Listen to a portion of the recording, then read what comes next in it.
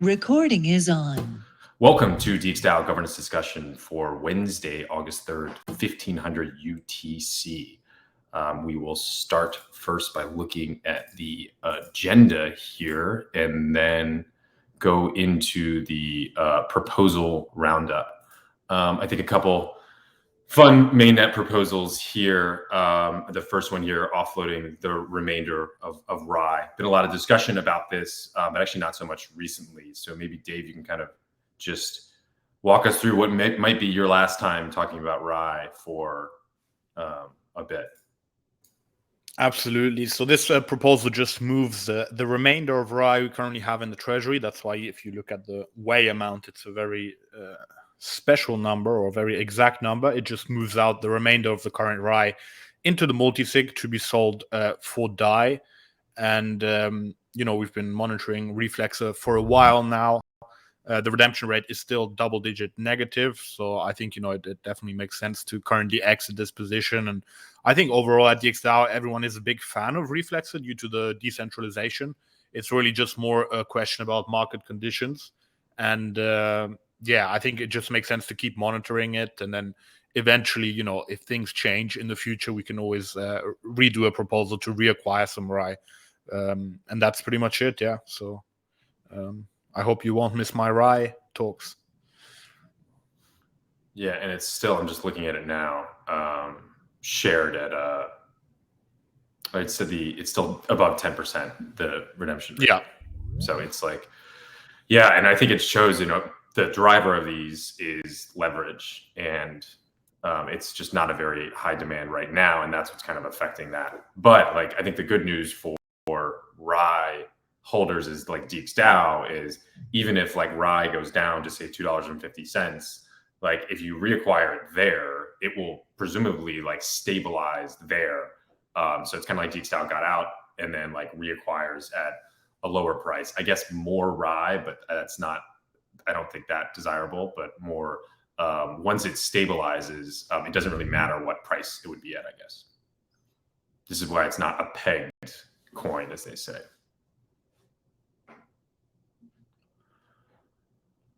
Cool. Yeah, now we're finishing 4 days, and then two other. This is cool. We have basically 3 different schemes we're using here. So let's start with this, the ENS public resolver scheme. So this is a proposal to update DXstats.eth to DXstat v1.6. DXstats has gotten a lot of upgrades. It's been really nice, and so I think this is another one there. I don't know if anyone had any comments or thoughts on the ENS update. It'll be boosted in 12 hours, and then it has 3 hours, 3 days to finish after it's boosted.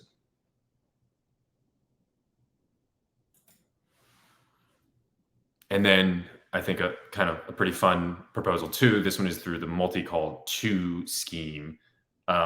This, I don't know if Dave, if you're the one that tells us what Pudgy Rod is, or someone can tell us who and what Pudgy Rod is. Sky, maybe you have a little bit more insight on.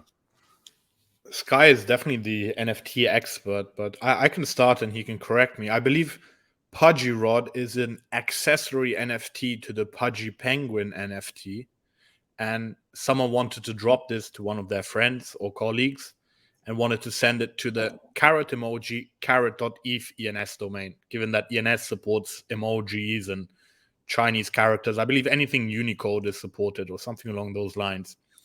And the friend simply sent it to carrot.eth, meaning that the Pudgy Rod ended up in the DXdao treasury. So we are currently very proud owners of Pudgy Rod number 4471 or something like that.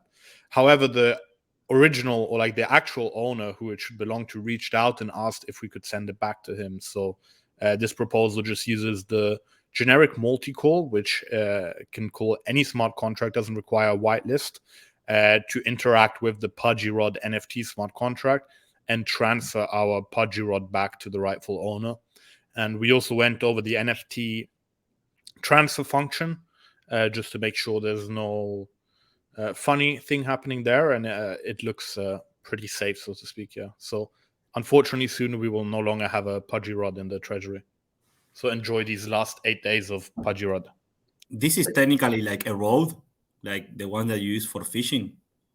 Exactly, yeah. Okay, but for a penguin. Yeah, for a penguin, yeah. Like You can look at it. I'll share it.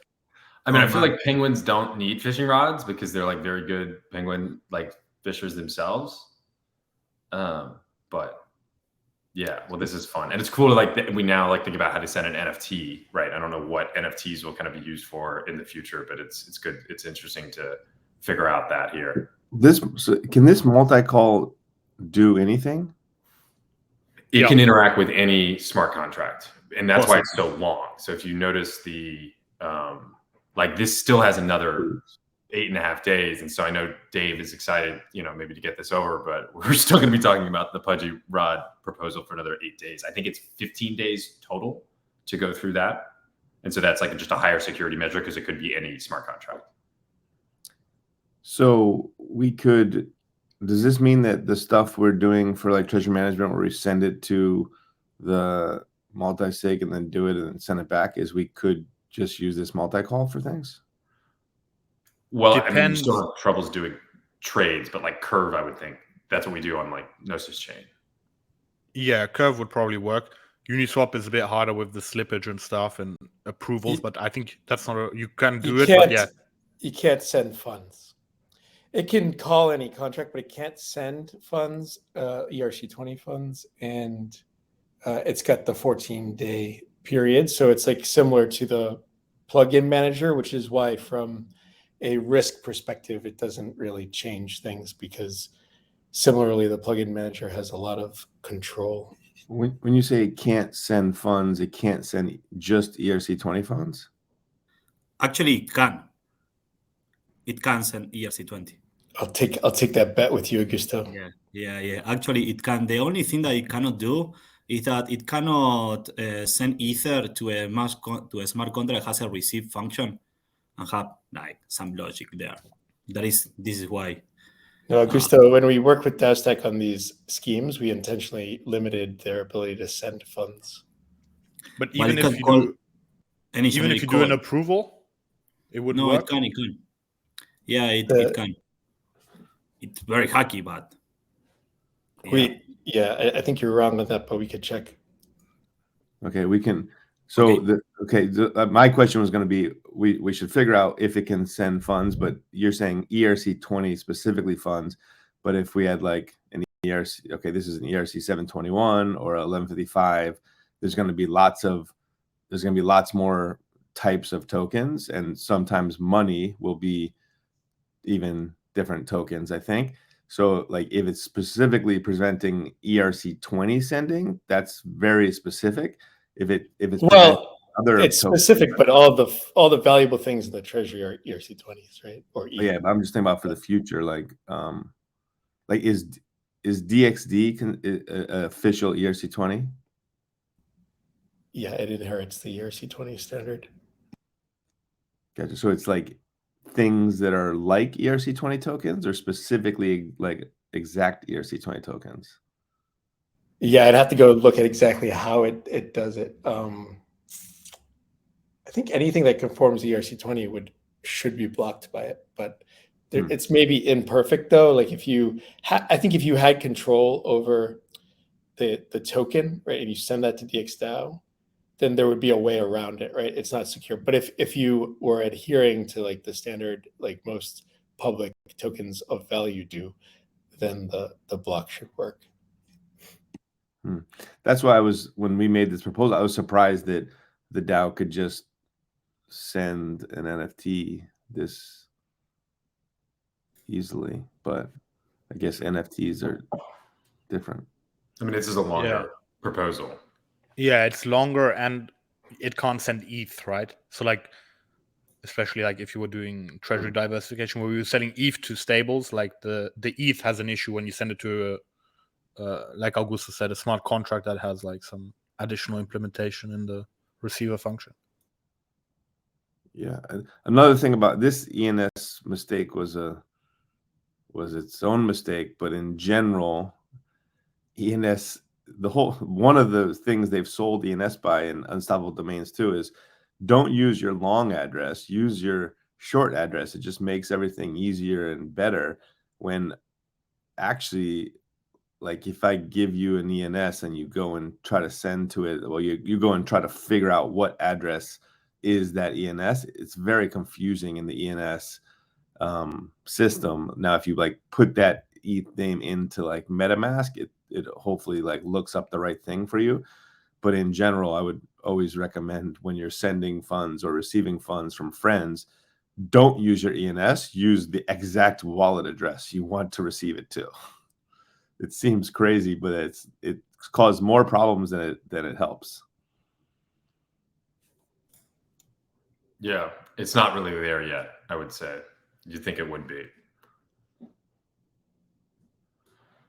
Cool, and that is it for Mainnet. Yeah, there's 3 proposals there, and then let's switch to Gnosis Chain. I'm using Frame finally on a different browser, so it's nice. It's loading. It's much quicker actually. Chrome is much quicker than Firefox. Yeah, there's a couple different worker proposals. This one from Lucy Foss for May to July. I think this one's actually just a 0.11001 DAI, just to kind of lay out the responsibilities. And then there's Milan V helping out with QA stuff. I believe this is his 4th month. I also heard Milan V got a very, very cool tattoo in Paris. I would suggest looking at pictures, somewhat DXdao inspired. Ether Labs AB worker proposal, July to September. Ether Labs AB, of course, Venki doing some great work with Swapper. And this is a fun proposal just because, yeah, it includes a lot of the stuff that Swapper's been working on, the potential features and going forward. And then, yeah, what is the priority? What kind of costs or what are more resource intensive? And so, yeah, it's a good proposal to check out. And then there is Guara P, who has been doing some great work actually on DX stats. So we just had that proposal up to upgrade the ENS, and Guara P has been helping out on that. Then we have Medusha coming from DXgov team, as this is a nice one. It's been 1 year actually since he started contributing to DXdao, and I think, yeah, it's probably a pretty big year. Kind of think of all the things that have gone on there.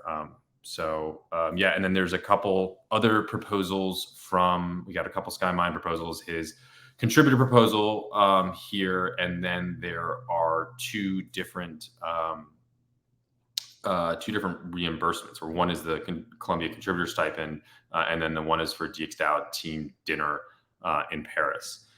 And then there's AliQ contributor proposal for Contributor X squad, Bertiotti TX Paris stipend, and then, yeah, these are actually just boosting right now another buyback order, and then a Melanie contributor proposal for the end of her last 2 months of reflection there.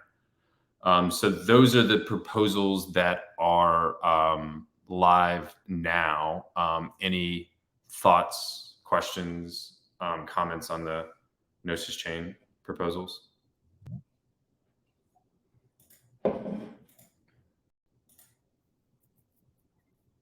Nice to see some good voting at like 12-17% here. So as people get back from Paris, there's yeah, a little bit more governance action.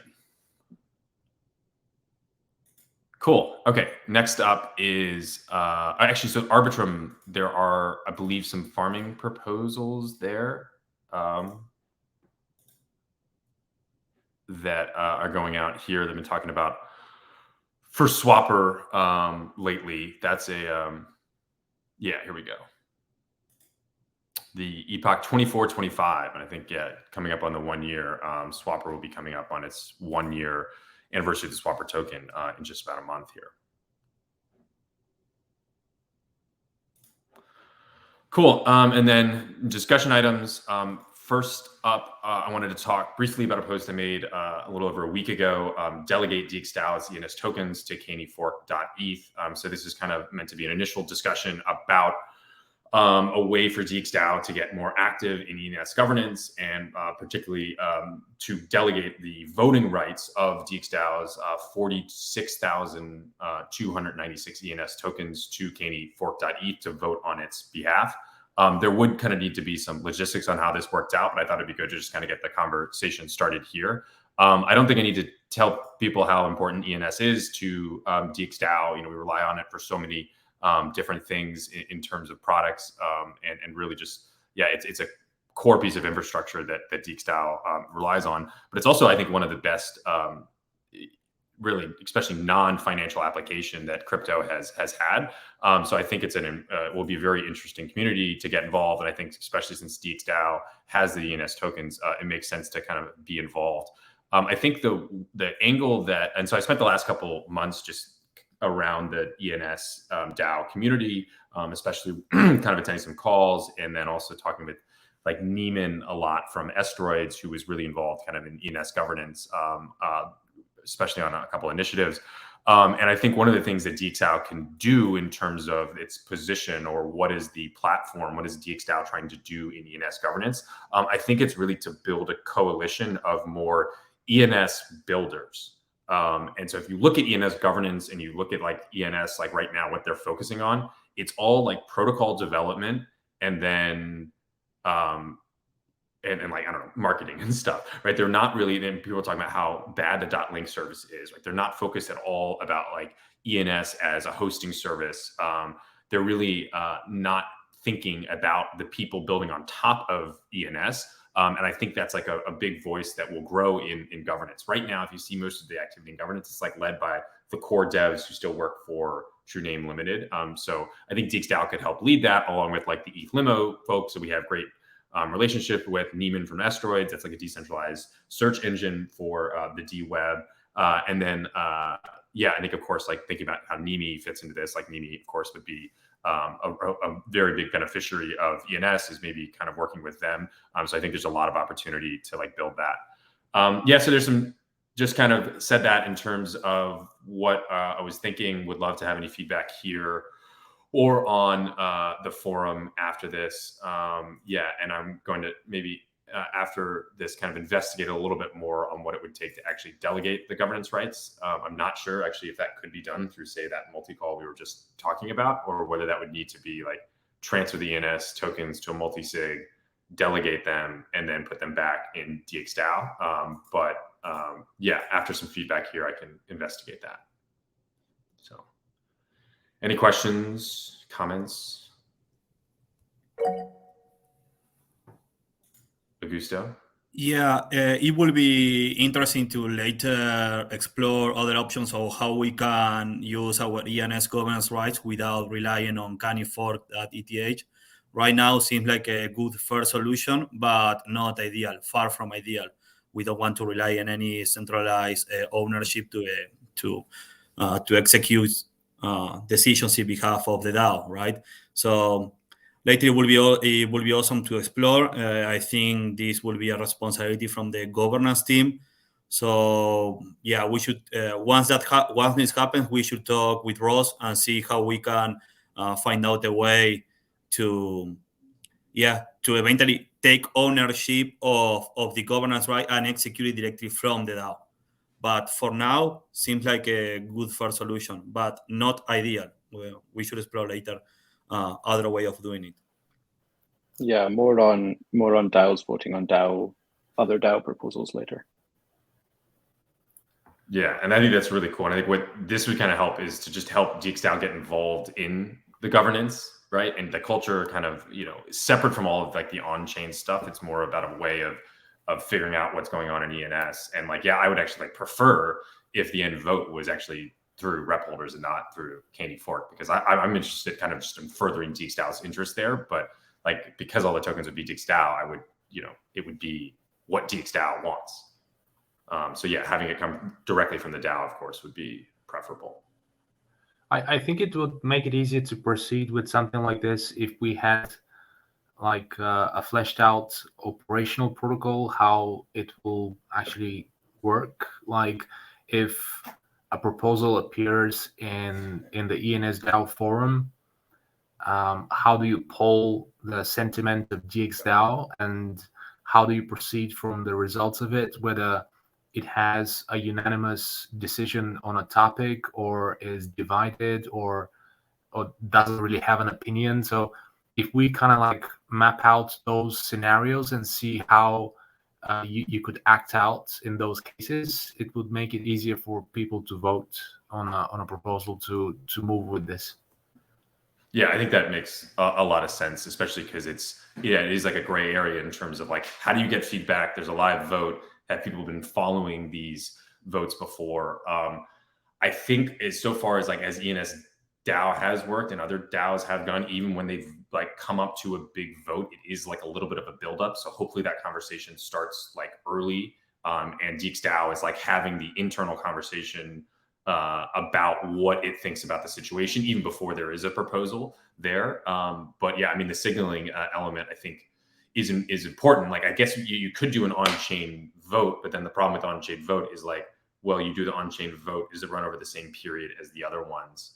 Yeah, I think, as you said, in terms of like the follow-up post, in terms of, I think it'd be more like, here's a platform, here's how it's going to like work in terms of delegation, and then here's like what happened for different votes. A lot of theirs are like a little bit shorter. They're like maybe, some of the snapshots are shorter.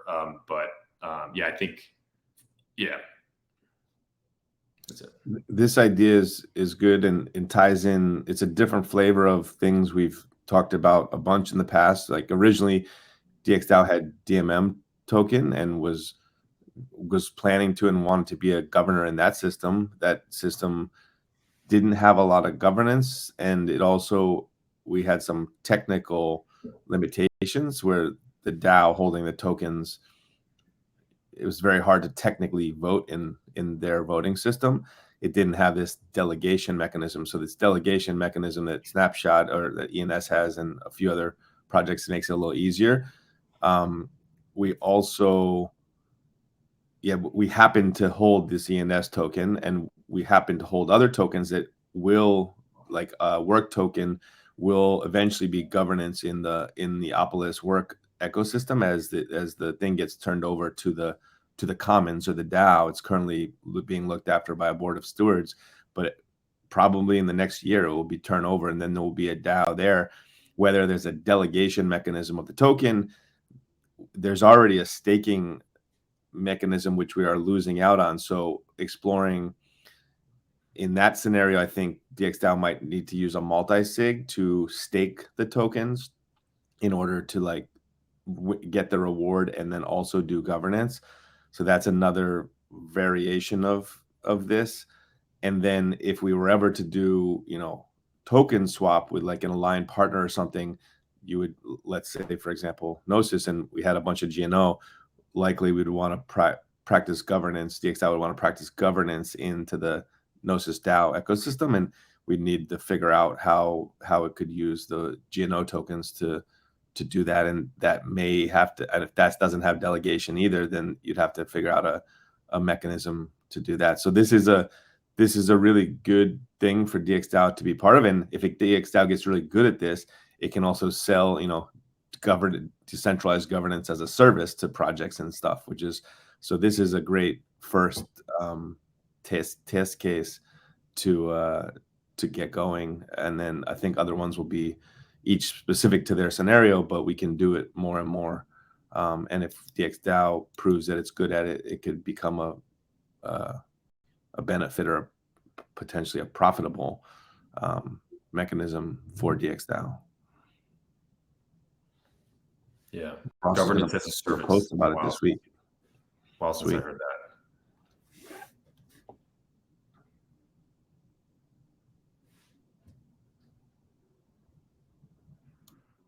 Cool. Any other thoughts on ENS? Okay, next discussion item is LevelK worker proposal and payout for September 21 and October 21 late submission. So this is posted by John, I think 8 days ago. So I imagine this will be a discussion here. So John, do you want to just kind of kick things off and frame where you're coming from here? Sure thing. Yeah, obviously this is pretty bad. I take responsibility for this failure to get these proposals up before this time. It's been a while. It kind of started, as I explained here, with the Arbitrum deployment. As I think many people know, the governance base failed and we had to redeploy everything, which I was coordinating. And that's sort of how I started to get behind, and I sort of just let it hang for too long. It became a bigger issue and I was always prioritizing other things. So here I am trying to catch up on that. And I put a poll at the bottom about whether people, how much penalty, if people think there should be some kind of a financial penalty for being late. I'm curious about that. And if, depending on how this flows, my plan was to kind of take the average or whatever, and then use that in the proposal. But yeah, that's kind of where I am with this. Cool. And there were, I guess some comments below. People may have read or not. So I don't know if anyone that has made a comment on this wants to, give some additional comments or feedback. I have a comment on the future worker proposal that I submitted this morning. I was talking with John before he submit all his late worker proposals, and I recommended him to do a poll to see what people think, and then after all this happened, and I saw all the late worker proposals, and I think it was the beginning of the week where I fill out the form that Melanie shared regarding how should we treat late worker proposals, and a late worker engagement that are essentially working on DXdao on things that haven't been approved. It doesn't mean that they are not important things. In fact, all the work that John did was and is very important, but it is without the DAO approval, which is I think the most important thing we have. And one of the things that I was filling out in the form was the last question of how should we treat people that is or workers that are late on their work proposal. Are they members of the DAO? Are they active workers? And the answer to that question for me was no. And then I realized that Sean, right now, for me, I cannot recognize him as an active worker because he hasn't been validated on the DAO level on 11 or 11 or 10 months. This doesn't mean that the work that John did wasn't important, but he went over the governance process, a governance process that he defended a lot of times in very passionate discussions. So I think both of us see the importance of this process, which is what we give as the respect and honesty on the DAO. If you are an accepted member, you have the DAO approval, right, on execute your responsibilities and goals, and eventually later get paid. So this is why that right now I don't recognize John as an active worker till he doesn't solve all these issues, all these late worker proposals, right, and decide on where he should be working next. This is, I think that I think John is a great member of the DAO, and we should find out all together where he should be working next for him to be working in a more comfortable, healthy environment where he will be able to commit to to responsibilities and goals that he will be able to fulfill. This happened to me in the past. I was on the other side in March 2021. I ended up being paid less by a proposal that wasn't able to be boosted, and it was very hard for me after that, after strong arguments with John and Geronimo, that I saw the call yesterday, and I realized that they have been defending this since forever, and now he's not fulfilling it. He's being very disrespectful to the rules of the DAO that he always mentioned. And I cannot tolerate that as a worker and a member of the DAO. And this is my honest and most respectful opinion on the matter. It was very hard for me to finally reach this, but when I finally realized that no, I have to express what I think, because yeah, I think this I cannot tolerate this as a DAO member, as something that I was involved, and it cost me a lot to be involved in the beginning of the March 2021, and I'm very thankful for everything I've been working with everyone. But after that, I was like fully on, and I was involved in the governance process, and I like it. I think this is what makes the DAO great, that we all decide and validate together's work, and eventually give us the chance to work in a more comfortable and healthy environment. Okay, I'm doing what my co-workers wants me to do, and I'm helping them on what they want me to help. So I think this is very important, and it hasn't been like this for John for 10 or 11 months. That's very bad.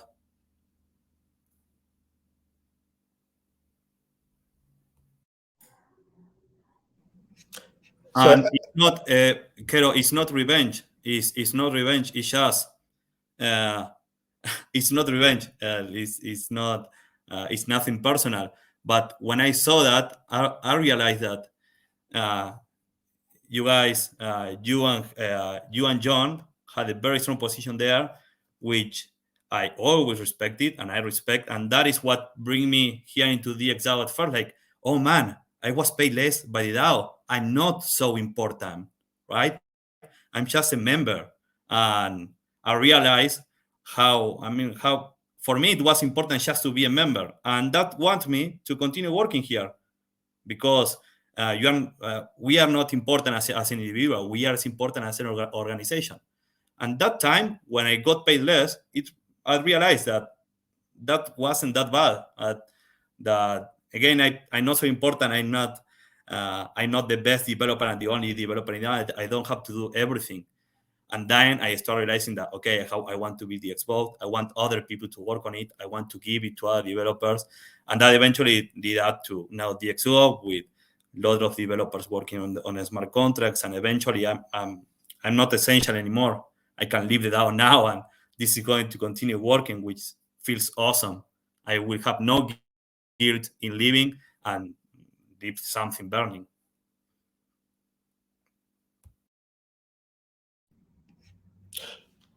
Well, I think main thing, I mean no disrespect to the DAO or the process by this. So that's why I'm trying to, I never meant that, and I think if it had been made clear to me that that's how people were feeling, I would have prioritized this earlier. But I'm trying to rectify that now. And yeah, I definitely value your opinion, Augusto. We've done a lot of good work together. And yeah, I maybe was a little critical of you back in early 21. So I think it's totally fair that you're critical of me and where I may have kind of let things lapse here. So, I think that's fair. Just to clarify, that the conversation back then wasn't about your proposals being late. It was more about the commitment level, right? But yeah, both with the governance process.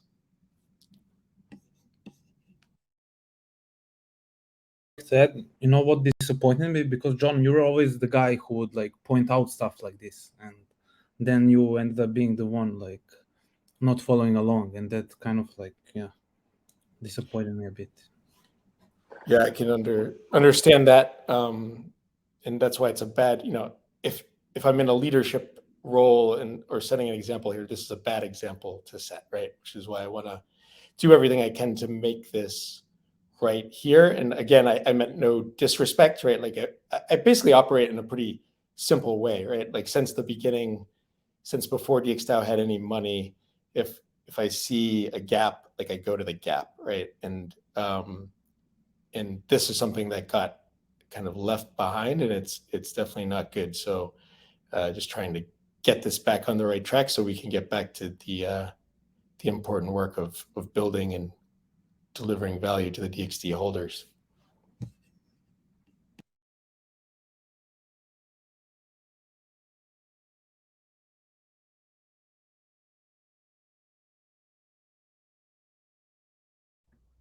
Maybe I can say a few words about how we can gouge all of these proposals, because John has been not participating in the governance process for almost 7 months, I guess. And it's obvious by just looking at votes, looking at Alchemy, DXgov, whatever you want to call it. But also, I cannot gouge what is your role at the moment. I know we don't have like an official CTO title, but I've always imagined that you are the CTO, but there are significant shortcomings in you as, quote, as a CTO. There is a bug that can drain the treasury. You haven't done much about it. There are so many things. Maybe I can probably should not say this on a recorded call, but you've attempted to blackmail everyone at NIMI by basically having the NIMI ENS in your wallet and saying that you are actively protecting it on behalf of the DXdao, which is, you're already late on a proposal. And probably that's everything, I guess. But there are other things. Well, those are some pretty serious accusations, Adam, and I'm a little disappointed that we do have the screenshots to me on a recorded public call. So let me address them. So like the first thing you're talking about, and this is unfortunate that it's kind of coming out this way. So there is I wouldn't say it's a vulnerability, it's a failure of the front end to recognize the way the DAO stack contracts work. And so it's on my to-do list, which is backlogged, and a reason why I had been behind on this, right? So like I am intending to get to writing this up. There is not like a current problem because we are actively monitoring the proposals. That includes like me, the governance DevOps squad, which is like Chris, Dave, Ross, Augusto, right? We're all like aware of this now, and big thanks to Dave, like a lot of credit to Dave. Dave actually noticed this. He's active in, in his governance role. He's actively monitoring things, and he actually was like discovered this, which is, very impressed by Dave on this. To be honest, he's not a technical person by training, but he's willing to like get in there and like ask questions. And so what he realized, we could look at this, but it's basically like there's this extra field in DAO stack, which is like the period and the number of times, and effectively you can like ask for the same thing multiple times. And the front end Alchemy, and at the time that they found this also, basically both of our front ends, Alchemy and DXgov, like did not reveal this, right? So that meant, and so like I hadn't known about this. Like this was like my kind of pit in my stomach when I woke up and saw Dave talking about this, because it's like my worst nightmare that the treasury could get drained, and DAO stack had never like not made us aware of this. Like our developer team like didn't catch it, right? So and like I take some responsibility there. So the thing that's on my to-do list is to write this up, and I was I'd talked to Dave and some of the folks, and like what I'm still planning to do is suggest that Dave gets a $20,000 like bounty. We don't have an explicit bug bounty for this, right? So it would be more of like recognition for the value that this provides, and like kind of setting a good faith precedent for other people, and like showing that DXdao like will value you if you do the right thing, right? So like, does that make sense to people? Like I think the question, sure what I did Adam wrong said there. Was he was disappointed that you didn't do that. I think we all understand the situation. The key thing was you said you were going to do that today. I haven't done it yet, right? Because that's all I have a backlog of stuff that I haven't done. And I told Dave, are you on the call? Yeah, I'm here. You're aware that I even like reiterated this because I'm busy and I wanted you to know that it wasn't dropped, that I was going to get to it, right? That I mean, I agree with that. yeah. So I don't see what I did wrong there. It's just something I haven't got to yet. Yeah, I mean, especially, I think John is like pretty focused on like fixing the shit he basically created by not making proposals, right? Like I think having such a backlog of proposals requires some time to like write down exactly what he did. So I think there needs to be some understanding in terms of what he actually like right now can deliver on stuff, right? Yeah, I mean, that's only been in the past week. This happened several months ago. I think it was in early June. So why are people bringing this up now on a recording? Adam was just saying it then because, I mean, I think the real reason people aren't bringing things up, John, is because you kind of intimidate people and bully them into not speaking out, right? I think there's a lot of tension on this call right here that people can kind of feel it, and everyone's afraid of like kind of saying something that may cause like, an eruption or something like here and that. And I think like that behavior of like bullying people is a real problem that has created a toxic culture in DXdao. And to me, that's the most important thing that we should address as a DAO. And like, I think it starts with kind of your behavior and fixing that. Well, I'm not really sure what you're referring to when you say bullying, but I did just get accused of ignoring the treasury and blackmailing a team, both of which are false accusations on a public call. So if I would say that's pretty unprofessional and bullying activity. And I don't know what you're talking about when you're saying that I'm intimidating people or bullying people. I've been working with most folks here for a long time. So I guess that's maybe a different discussion. On the NIMI thing, to address that as well, like I have told the NIMI team, so I have the ENS just because I bought it the night that we were at the hackathon. We were one of the finalists at ETH Amsterdam. I've all along kind of supported the idea that a team gets formed that goes off and tries to build NIMI into a bigger, independent product. We got into a disagreement as to how much allocation it made sense to ask from DXdao. I got to a point where I felt uncomfortable just giving NIMI.eth to the NIMI multisig. And so I told the NIMI team that I'm going to give it to DXdao, which I tried to do last week, but the ENS app doesn't work. And again, I am backlogged. So I'm not blackmailing anybody. I'm going to give it to the DAO. And I don't see why there's any reason to believe I wouldn't make good on that, given my track record with the DAO. Yeah, to be fair on I do disagree a bit on the NIMI subdomain, just to put on. I think we paid you back for it from the prize winnings, as soon as we got the prize winnings, 3 weeks after the hackathon paid out the prize winnings, 3 weeks after the hackathon. So we paid you back for the ENS, right? And we were just expecting it. And I think there was a hot conversation which happened because it was right while we were announcing the limo partnership, and the multisig wasn't able to update it, right? So I think there was a bit of a heat in the moment. And I personally don't see that the DXdao necessarily owns the ENS, but that's a separate discussion. And I don't really have a problem with the DXdao owning the ENS. But yeah, I don't see the logic behind why the DXdao owns it, particularly considering that the NIMI you paid for it, and then the NIMI multisig paid you back for it with the prize winnings we got.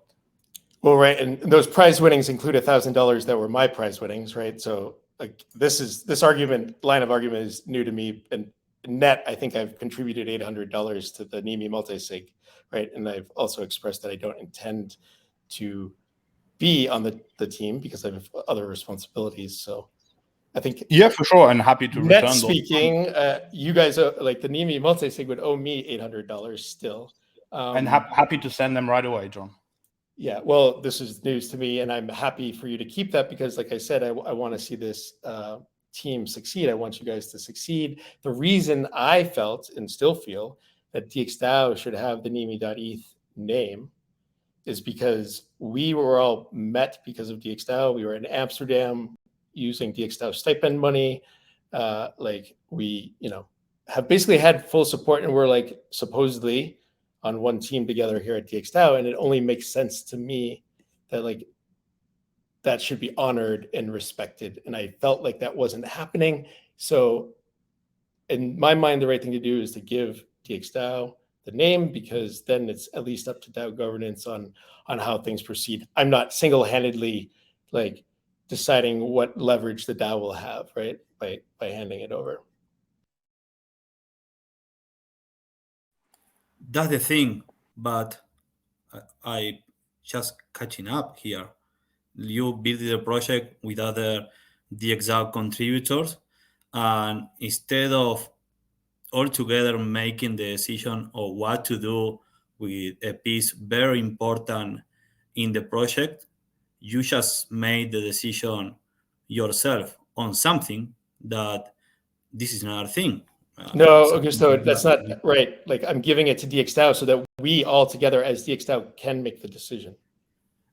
Yeah, but this is a thing where I agree with you that it might belong to DXdao what was created on a hackathon supported by DXdao members, but eventually it will be for them to decide, because they know the product. DXdao knows nothing about NIMI, right? The ones that created it, they own it, and they are DXdao members, so they are respect and ownership and belonging to the DAO is at stake. Because if they do something else on NIMI that is not beneficial of DXdao, I will see it. Why I don't want to use this word. It might sound heavy, but that's treason, because they use DXdao funds to go to a hackathon, create something for their own benefit. At least I would want to see DXdao having ownership on that. And this is something that it wasn't allowed to be decided by the group who hacked together. You just seems like you just take that decision on your own. No. Gustav, this is what I'm saying. I felt a little bit of what you're describing, right? That this is not really right. Like it needs to be decided by the DAO. So it hasn't happened yet because the app doesn't work. But my intent, and I'm saying it here on a public recorded call, so you can point to it later, I'm going to send NIMI.eth to the DAO, and then we can have the vote and the decision as to like what should happen with NIMI. That to me seems like the right thing to do by DXdao. So that's just, maybe I can understand why maybe NIMI team feels some ownership. There's a disagreement, but like I'm not like trying to like make these guys look bad, right? Like this is just why I did what I did. Okay, Yeah, I would actually feel the same way on their side. I would feel exactly the same on their side. I have to say that. Yeah, well, Chris just said you acting on behalf of the DAO when you didn't have an active proposal. Gustav, guess what? Chris doesn't have an active worker proposal right now. Yeah, he's late a month, right? It's 3 days. It's okay, a month. 31st. Yeah, well, 3 days. But John, a month. I was late a month too, and I ended up being paid less. So I can understand that, but there's no clarity here. Like, I mean, what did I violate with this NIMI.eth thing? Like, what DXdao? Like, what is the point here if I cannot act on? I don't really understand the. No, for me nothing. But the trust. For me nothing. But the trust of other DXdao contributors that hack with you. That I think everyone here that is in their own that they will relate to what happened to them. To what I guess I was kind of disappointed by it, because I did think the NIMI multisig owned it, because it also paid you back for it. But I definitely, I don't think you were going to fuck us over extremely, right? Like you were kind enough to at least set the controller to the multisig, and I'm hopeful, and given that you said it now, trust that you'll send it to the DXdao, and then I'm happy to let DXdao make that decision. But I think there's a disagreement in how we thought the ownership was, right? Between how isolated the team itself also didn't discuss any of it, right? Like no one said like we are here as like DXdao, and the plan of this project will be this, right? It's just like John had different expectations, you guys had different expectations, and now they're colliding. From my point of view, like I think John is protecting the interests of the DXdao, and it seems like there's also like a signal for less commitment from the other side, right? Like DXdao, like I think everyone will be happy that Nimi is going like their own path to like execute on like a great product, but also like I think that's like also a signal for less commitment for DXdao itself. Yeah, and I think the reason it was brought up by Adam, if we can just rewind the clock, was because his words, accused John of blackmail. And this is kind of, I think, part of a pattern that we see in kind of some of John Gaver. So I don't know, the specifics of the Nimi thing, I think is not important in terms of how that plays out. It's more of it's another data point in this. And John, I think before you kind of come at me, I've talked with 10 contributors in the last week who are scared of speaking out against you. Like I don't know if you recall, like the contributor X call in May, where I thought you were acting completely inappropriate, yelling at Sky first in the Keybase and then on the call, and then you yelled at me in front of like everyone. And that's been 3 months, and I haven't heard anything from you. You haven't acknowledged that in any way. And I think everyone on the call has these experiences of just like aggressive John behavior, and that's what I think we need to kind of like focus on here is like how can we change that? How can you kind of understand that there's been like this kind of culture, I don't know, of like fear and intimidation where we're not open to like speaking out as much. People aren't like bringing their ideas to the forefront because they're afraid, I think, of how you're going to react there. So I think like all of these data points just kind of fit into that larger narrative for me. And I think that's what like, I think there's been a lot of trust lost. A lot of times where I would do this, didn't do this. And then a lot of times where, just again, like being aggressive and yelling at people, right? And that really damages relationships. And I think you need to kind of figure out how to repair those. And I'm still not really hearing anything about how that behavior can change. And that to me is the big problem that we're facing right now. Well, if that's the big problem, it's not something that has come up yet on this call. So I think your comment's a little incongruous with the discussion. And in your words, you're saying that Adam's accusation of blackmail is part of a pattern, which makes it sound like you too are accusing me of blackmail, which No, I think of aggressive behavior. And I mentioned on the contributor X call in May, there was also a call in the fall, like Zet and I were talking about how one of the first meetings we had with Swapper, how you just like blew up at Scott. And it was like, whoa, like how did that happen, right? And I'm not counting on people to come out on this public call and volunteer and say this information, but like I know it's out there, and I think everyone can kind of feel it.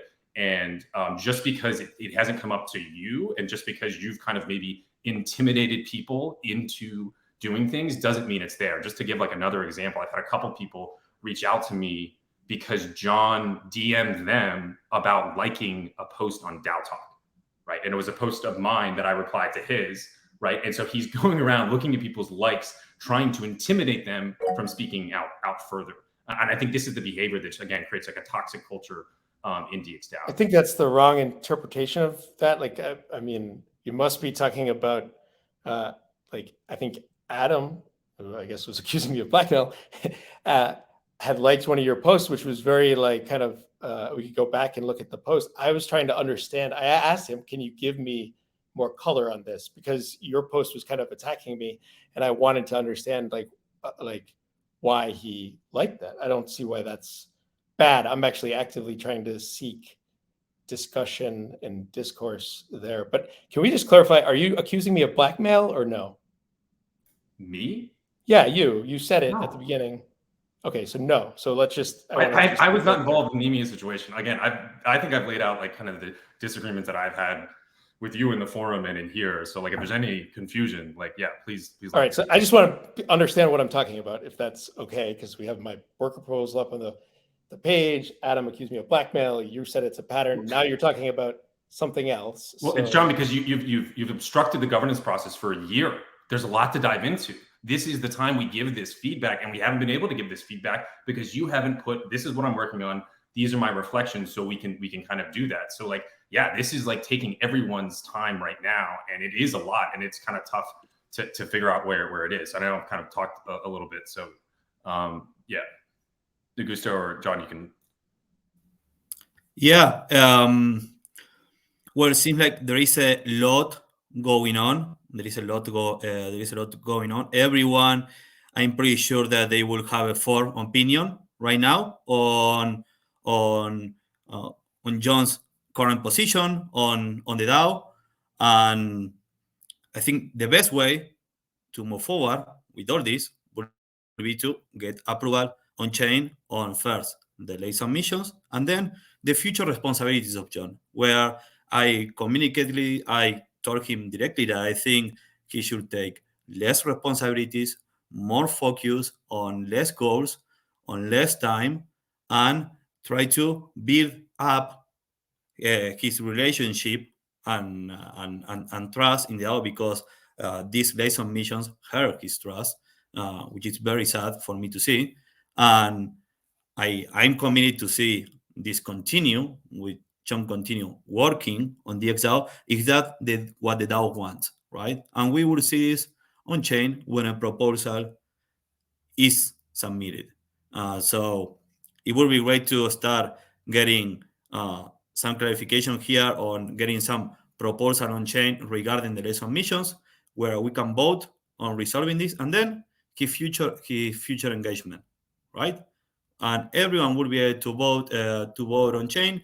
They don't have to speak here. We don't want to speak publicly. It's very hard. It's not for everyone. It's very hard for me too, right? And yeah, let's show our let's say what we think, if we want to, if we feel comfortable, and if we don't, we are going to vote on chain, and the decision will have to be respected, and it will have to be as honest as possible. This is what the DAO is built upon: honest and respect, and well, of course, communication of everything. So as long as we have that, we are going to be getting along fine, I think, right? So let's stop on this now. John, if you think that if you want to say something else, but I think that it would be great to see a proposal like closing this late submission, where you did very valuable work, in my opinion, and then we figure out the rest. I mean, your future here, a feature that is good for you, that is comfortable for you, where you feel good working, where you are not going to take things personal. You're going to be working in a more relaxed way. Hopefully, this is what I want to see, at least on my side. Yeah, and Augusto is a great example for how to do it. Right, there are several paths how to like. Now it's the time to give feedback, because John needs to listen to that feedback and make sure that he's like even ratifying that on the next proposal he's going to submit for like future work. Augusto went out, had the boards, wrote down his views, and I respect that. That's how you should do it. And like, I'm requesting for everyone who has problems with John to come out like in any way right now. Like Chris had discussion or like talks with several folks, and those folks actually need to like send the signal here and give feedback. Or maybe not, because again, this is very public. There is other factor. Maybe someone is shy, or they don't want to speak publicly. They can share it on the forum, and even though if they don't want that, they can send a message, right, directly to John, or just vote on chain. Yeah, we shouldn't need a DAO that like people need to speak publicly on public calls is the only way to like voice their opinion. Like I like doing that because I like talking, and I'm like happy to do that. But I know a lot of other people feel comfortable in different ways for doing that. So like, yeah, and ultimately, as we all know, like the ultimate opinion is what happens on chain. But Chris, then you shouldn't come out publicly with that claim, right? You should reverse that. No, because that's not something you can prove. you can trust me. Like you could say I'm lying, but like this is like pretty standard. Like, is how like journalism works, how like politics. Anyone like tells you something, they tell you that in confidence. So I'm not going to break that confidence. Yeah. Well, first I want to say, if anybody does have, something that they don't feel like they can communicate well with me, I'm committed to trying to address that. I actually had a good conversation with Melanie this morning. I think if it is uncomfortable, I assume it's going to be uncomfortable talking on a public call if you feel this way. So this now is not the time or the venue. But if you do feel that way, first of all, like, I won't bite. Feel free to voice your opinions to me. If you're uncomfortable with that, I'm sure Melanie would be very supportive of helping you voice that, or relaying it, or trying to address it in some way as contributor X. For you, Chris, I mean, as you say, clearly there's been a loss of trust. Like when I recruited you to DXdao is because I thought, you could add a lot of value with your knowledge of DeFi and your ability to coordinate things. It's sad to me that it's coming out this way, and it seems like maybe something else there's a deeper resentment here.